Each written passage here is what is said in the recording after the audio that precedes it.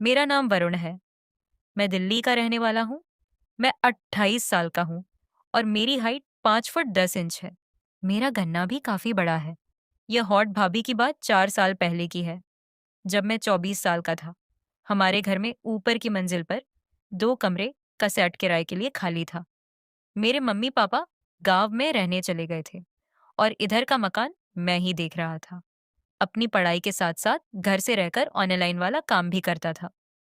एक दिन एक कपल मकान देखने आया। उनका एक छोटा बच्चा भी था। उस जोड़े में जो लेडी थी, वह बहुत हॉट थी।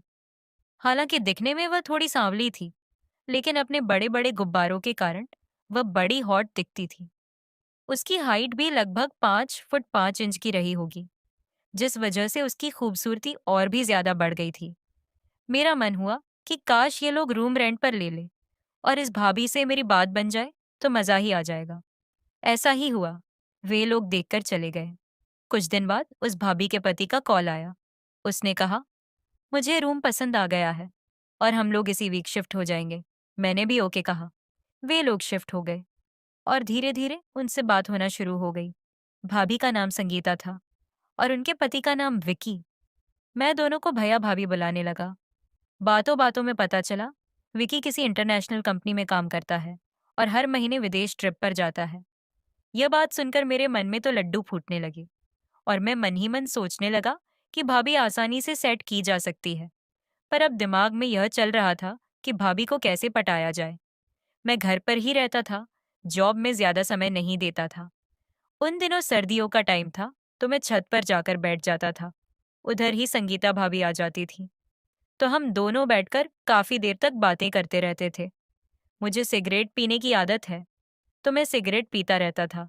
भाभी को भी कोई दिक्कत नहीं थी।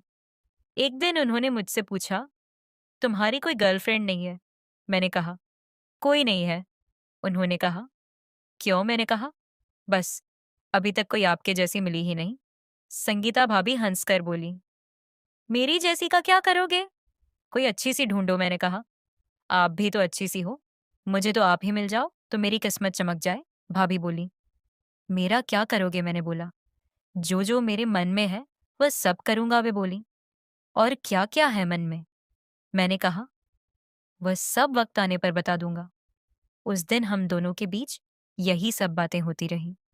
बाद में मैं नीचे आ गया और शुरू से सोचने लगा कि भाभी ने मुझसे यह बात शुरू ही क्यों की थी। क्या उनके मन में मेरे लिए कुछ है?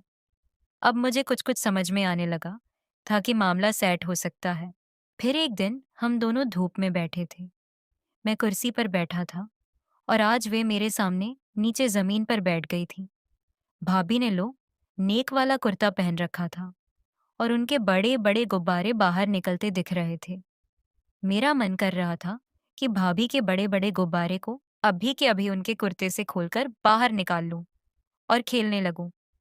लेकिन मैं एकदम से ऐसा नहीं कर सकता था। मैं बस उनके बड़े बड़े टमाटर को देखता रहा। भाभी ने भी शायद मेरी कामुक नजरों को देख लिया था कि मैं उनके टमाटर देख रहा हूं। फिर थोड़ी देर बाद हम दोनों छत से उठकर नीचे चले गए। नीचे आकर मैंने भाभी के गुब्बारे को याद करके खूब मेहनत की। अगले दिन हम दोनों फिर से छत पर बैठे। आज फिर से भाभी नीचे ही बैठ गई थी। मेरा भाई आज फिर से एकदम खड़ा हो गया था। भाभी ने ध्यान दिया कि मैं बार बार हथियार पर हाथ रख रहा हूँ। आज मेरा मन हुआ कि भाभी के टमाटर को कैसे भी करके टमाटर का रस निकाला जाए। मैंने कहा, भाभी, आपका सूट तो बड़ा अच्छा लग रहा है, कौन सा कपड़ा है? वे बोली, कॉटन है। मैंने बोला, कॉटन तो नहीं लग रहा। वे बोली, पकड़ कर देख लो।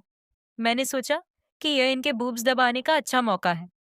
तब मैंने अपना हाथ सीधा उनके टमाटर की तरफ बढ़ाया और सूट देखने के बहाने उनकी बड़ी बड़ी मौसम्बी पर हाथ फेर दिया और हल्का सा दबा दिया। वे तुरंत गुस्से में आग बबूला हो गई और बोली, कपड़ा ऐसे चेक होता है। मैंने कहा, सॉरी, गलती से टच हो गया। उन्होंने कहा, गलती से टच नहीं हुआ,